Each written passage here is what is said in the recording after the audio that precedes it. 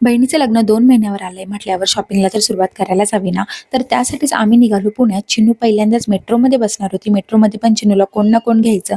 पण as usual ती त्यांच्याकडे गेल्यावर रडायची.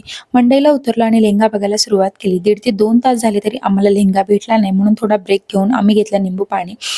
आणि त्यानंतर परत आम्ही शॉपिंगला सुरुवात केली आणि फायनली मला माझा लेहंगा भेटला. त्याची क्लिप शूट करायची मी विसरले.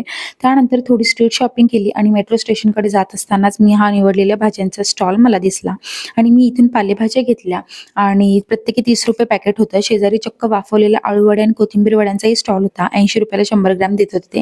म्हणजे घरी जाऊन फक्त तळायचंच काम. असो, त्यानंतर आम्ही निघालो घरी जायला. संध्याकाळी 7 पर्यंत आम्ही फक्त लेहंगा घेतला. अजून हळदीची साडी आणि मांडवचा आउटफिट बाकी होता.